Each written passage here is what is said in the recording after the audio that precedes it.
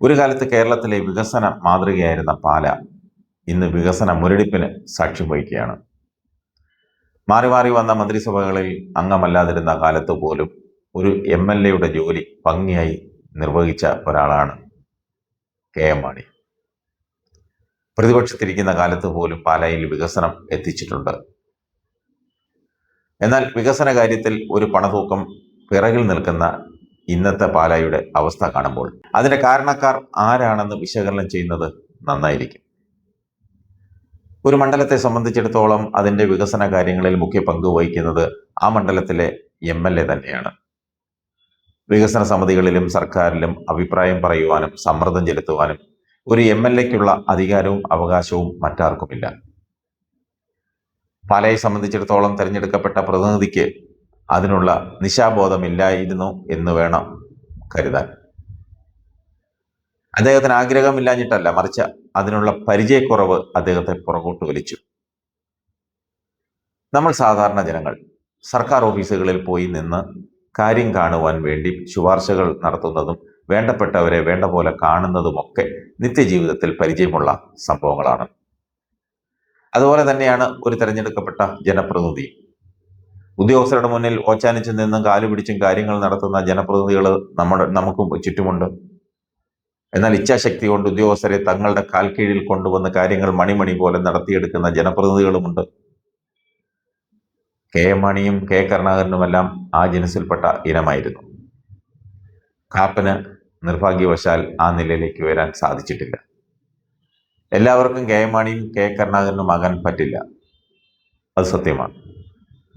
അവരങ്ങനെ ആയില്ലെങ്കിലും അവരെ മാതൃകയാക്കാം. കയ്യക്ഷരം നന്നാകാത്തതിന് പേനയെ കുറ്റം പറയുന്നത് പോലെ കാപ്പൻ ഇടതുപക്ഷ ജനാധിപത്യ മുന്നണി നേതാവും രാജ്യസഭാ അംഗവും അതിലുപരി പാലായിൽ കാപ്പനോട് മത്സരിച്ച് പരാജയപ്പെട്ട ജോസ് കെ മാണിയാണ് അതിന് കാരണക്കാരനെന്ന് വച്ചങ്ക കീച്ചുന്നു.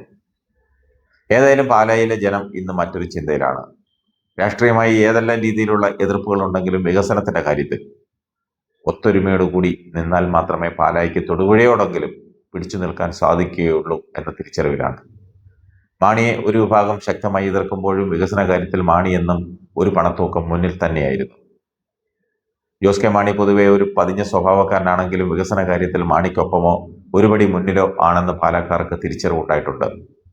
അതുകൊണ്ട് തന്നെ പഴയ തീവ്ര മാണി വിരുദ്ധത മാറ്റിവെച്ച് പാലായുടെ വികസനത്തിന് വേണ്ടി ഒരുമിച്ച് കൈകോർക്കാമെന്ന് ചിന്തിക്കുന്നവരുമുണ്ട്.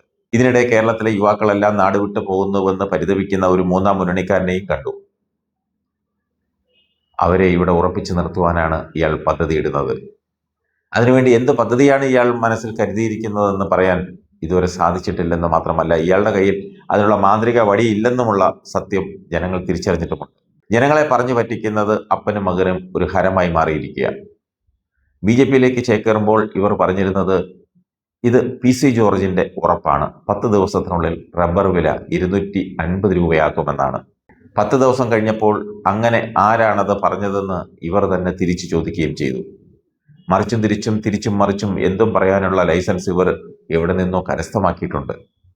പാലാ രൂപതക്കാരനാണെന്ന് ഇപ്പോൾ അഭിമാനത്തോടു കൂടി പറയുന്ന ഇയാൾ 1.5 മാസം മുമ്പ് പാലാ രൂപതയിലെ ഒരു വൈദികനെ തലങ്ങും വിലങ്ങും സഭ്യമല്ലാത്ത ഭാഷയിൽ പറഞ്ഞതൊന്നും മാഞ്ഞു പോയിട്ടില്ലെന്ന് കൂടി ഓർക്കണം.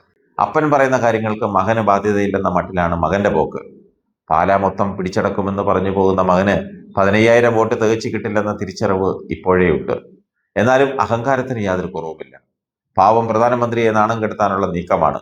ഇതൊന്ന് കഴിഞ്ഞിട്ട് വേണം BJPക്കാർ കാലുവാരി എന്ന് പറഞ്ഞ് അപ്പനും മകനും കൂടി തുണി പൊക്കി കാണിച്ച് ചവിട്ട് നാടകം നടത്താൻ.